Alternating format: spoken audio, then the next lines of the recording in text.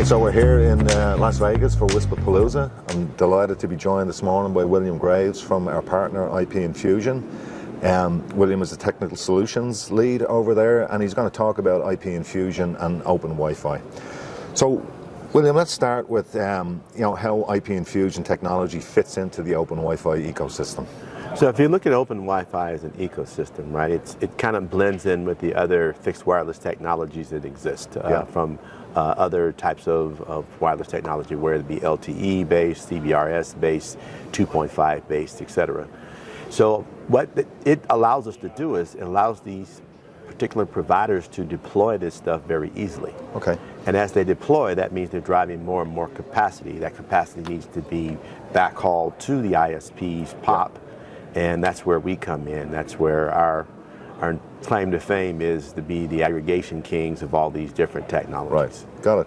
And how does your technology enable better Wi-Fi experience for MSPs, and particularly for their business class customers? Well, for the business class customer, our technology is really designed for carrier class type deployments.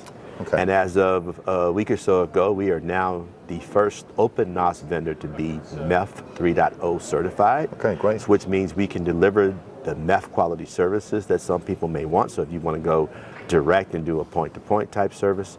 But bottom line is, by providing a robust, wide open, multi-homing, highly available, highly optimized routing technologies back to the ISP, we guarantee a high level of uptime for those business customers. Okay, so your operating system is called OcNOS, right? So talk to us about how OcNOS complements the OpenWiFi stack, in creating a comprehensive network solution for WISPs. If you think about the WISP as an ecosystem, they have, we're going to call the OpenWiFi kind of the access portion of the ecosystem. Yeah. They have an aggregation portion of the ecosystem, and some of them even have peering and core portions of their ecosystems. Yeah. So open means open. Open doesn't necessarily mean the same way things need to be open. Right. So on our behalf, we're providing that openness in the aggregation, the edge, and those peering layers, and then that allows these WISP to take advantage of OpenWiFi and again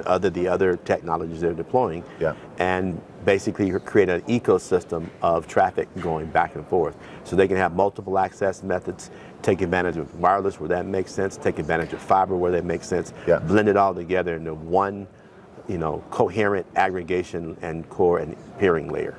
Okay, great. And continuing on with OcNOS then, how does it enhance the capabilities of OpenWiFi deployments, and again, particularly in terms of carrier grade? I think the reality of it is a lot of our carriers are moving up to technologies where we have what we call multi-homed type traffic going back to the ISP. That means if we lose one particular path to the ISP, we have another redundant path that's highly available. So I think if you're looking for uptimes, that's what we're looking at. Basically, the Wi-Fi is going to do what it does inside of the prim or in the outdoor area, but the bottom line is about the internet experience, and that's where we are adding value to this particular ecosystem by providing that redundancy and that availability and that flexibility of delivery. Okay. So we're sitting here now and we're surrounded by other hardware and software that fits into the OpenWiFi. So can you talk a little bit about how you as IP Infusion ensure interoperability between your solutions and these other OpenWiFi hardware and software? Well, the beautiful thing about OpenWiFi is we can't really talk about OpenWiFi without talking about Open LAN. Right. So if you think of OpenWiFi as the APs, you think of Open LAN as the aggregation of those APs into a coherent Wi-Fi layer, then our integration is going to be with Open LAN. Open LAN's using typically VLANs or maybe layer 3 routing. So we have all those protocols. We can take a variety of transport methods and make that traffic move back to the ISP, because at the end of the day, the internet is where most people need to go, whether they need to go there for a cloud business application or whether they need to go there for some other reasons. Yeah. Okay. So within OcNOS, you have low latency forwarding capabilities. How do those benefit real-time applications in OpenWiFi networks? So let's just say I want to tier my applications. I want to have QoS. So I can have maybe a best effort. I can have a critical path type QoS. I can basically use the HQoS inside of IPI to provide different experiences and for different types of applications just by looking at the application tag or some of those types of issues and move it forward. Okay. And we have a disaggregated cell site gateway right here on the stand. Talk a little bit about how your solutions complement OpenWiFi, in creating more flexible and cost-effective architectures for WISPs. While this is called a disaggregated cell site gateway, it is primarily what I describe to as a disaggregated access router. Okay. It just so happens to have some of the capabilities like timing and other capabilities that you can use it in a cell site application. So think of yourself as a WISP. You have an aggregation platform that can move any type of traffic that you want, whether it be your open Wi-Fi traffic, whether it be your residential traffic coming off your XGS-PON type components. Let's just say, for example, you decide to get involved and you're going to provide backhaul services for a wireless carrier. You have that capability built in. And we have a wide range of these platforms from as small as 32 gig all the way up to 14.4 terabytes. And hopefully some of these WISPs will get up there one of these days. That'll be an amazing thing. Yeah. And so we believe that we can provide a future-proof solution for the WISP as they grow. So you buy us once and you stay with us. You're not having to change out hardware every 2 years or 3 years, et cetera. Okay, great. So we at EPS Global have been working with IP Infusion for a number of years now, and we put together pre-integrated bundles, right, consisting of IP Infusion software and hardware then from like an edge core or UV space. How do those bundles simplify the adoption process for ISPs that are looking to implement OpenWiFi? Well, I think a lot of this industry is very different because these were kind of the folks who would put plug and chug together and hope it worked and then try to get support from each other. But imagine having a simplicity of not having to deal with the hardware vendor separately from the software vendor and having 24/7 support. So if you have an issue, you make one phone call. If it's a hardware issue, we can work with you to resolve that issue. If it's a software issue, work with you to resolve that issue. And then just from a purchasing perspective, it's basically 1 or 2 SKUs versus, oh, I need to send a SKU to this particular vendor and another one to this vendor. And I got maintenance and support separate to all of these.